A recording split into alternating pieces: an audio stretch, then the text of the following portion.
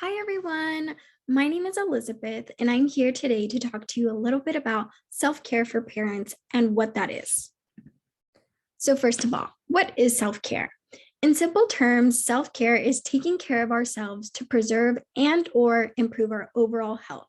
So it's these little acts that we can do to kind of boost our overall health. This can range from, fueling our body, like grabbing a snack, eating something, to setting boundaries, to setting these limits. Now, why is self-care important? Self-care is important because it is associated with a lot of positive health outcomes. For example, it's associated with better physical, mental, and emotional well-being. And self-care can also help us manage stress better, prevent or limit burnout, improve energy, or just help us feel better overall. Self-care is of extreme importance, especially now during the pandemic when it seems that a lot of things are out of our control. So it's important to take care of ourselves. Okay, now we're going to go into the oxygen mask analogy. So when we fly on an airplane, when we travel somewhere through plane, typically the flight attendants give their pre-safety instructions, and they let us know that in case of a change in cabin pressure or if something occurs that will make us use our oxygen mask, we must always place the oxygen mask over our own face first.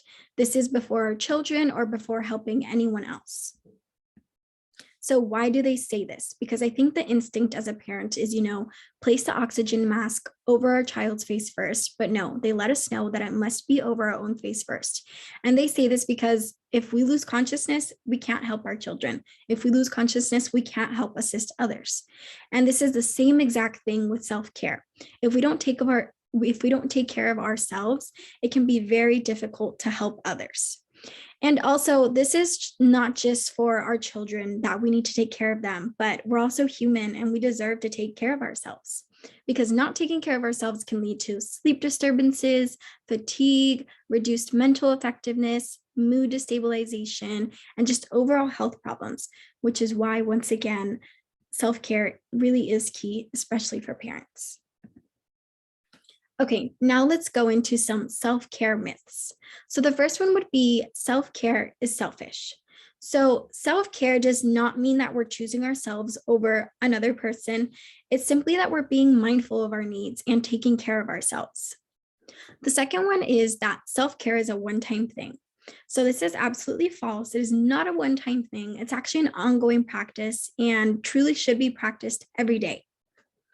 Third, self-care is expensive.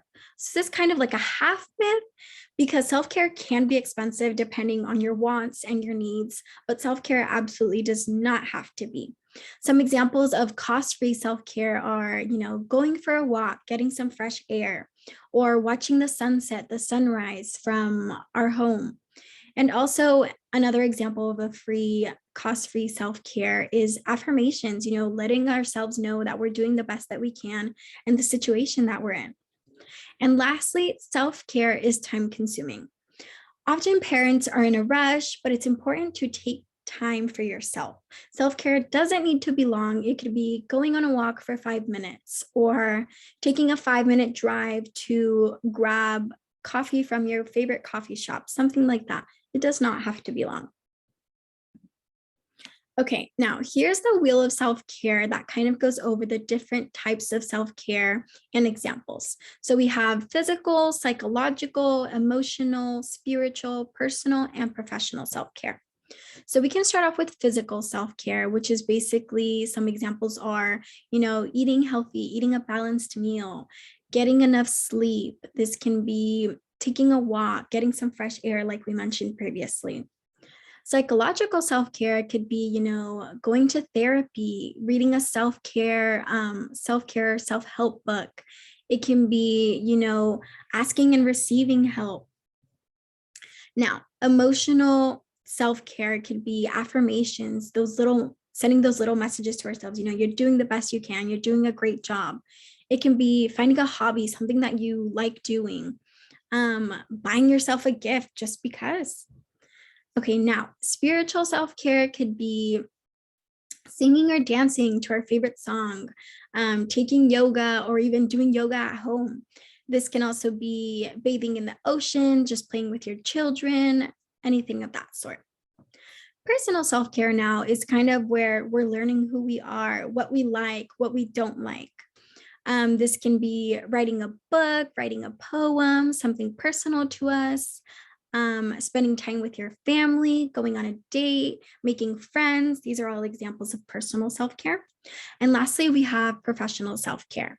Some examples could be taking time for lunch. So not working through your lunch hour, kind of leaving work at work and also not bringing your work home. That could be another example. Taking all your vacation, sick days, and also setting boundaries, learning to say no and not taking on more than you can. Okay, now we have a self-care activity and it says, instructions, write down 4 acts of self-care that you could include throughout your days that are personal and specific to you. So I just want to mention that these can be big or small acts of self-care. These are personal to you, and it's also important to think ahead and plan what your acts of self-care will be throughout the day, just because we can get busy during our day and even forget to practice self-care. So it's important to plan beforehand. And you can take some time to pause this video, write down your 4 acts of self-care that are personal to you, and then we can go over the examples that I've provided. Okay, so the first example is grabbing coffee with a friend. This is an example of personal self-care. So this can be, grabbing coffee with a coworker during your lunch hour, or grabbing coffee with your best friend over the weekend, something like that. Second, we have taking a few minutes to read a book. This is an example of psychological self-care. So maybe you can find a few minutes during your day to read this book that you've been eager to start. For example, I've been wanting to read The 4 Agreements. So I can take, maybe 10 minutes out of my day to begin the book, and that can be my act of self-care. Third, turning off your phone for 10 minutes to enjoy time with your kids. This is an act of physical self-care. So this is kind of, letting go of that screen time and really being there in the present and letting your kids enjoy you and you also enjoying your kids. Lastly, we have watching the sunset on the beach, which is an example of spiritual self-care. And this is kind of a little bit of a bigger act of self-care, just because you can also do this from home. You can watch the sunset from home or even the sunrise.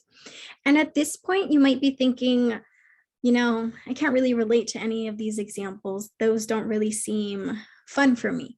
And that's completely okay, because self-care is personal. So you can think of other acts of self-care that you can practice throughout your day, or even tweak these examples. For example, the first one, maybe you don't like coffee. So you could tweak this and maybe say, grabbing a smoothie from Jamba Juice after work. That will be my act of self-care for the day.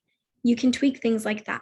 Just remember that self-care is personal and these don't have to kind of attract you. You should choose acts that kind of fulfill you, that bring joy to you. So these are definitely very personal and can be changed. There is a wide range of examples, especially from our self-care wheel, that you can choose from or even think of yourself. And at this point, you might also be thinking, well, these are already things that I do. And that's completely great. That means you're already practicing self-care. I think it's important to recognize that. And I just want to congratulate you as well, because this is very important. And kind of just a little bit of a last reminder to really prioritize self-care, because this can be especially crucial now during the pandemic, to take care of ourselves. It's a huge thing to keep us going. And lastly, we just have some resources here on the screen if you'd like to learn a little bit of what I've been talking about, a little bit more about self-care. And I'll also be leaving this in the description box if you'd like to click on any of the links. And lastly, I just want to wish you good luck on this self-care journey, and thank you so much for watching.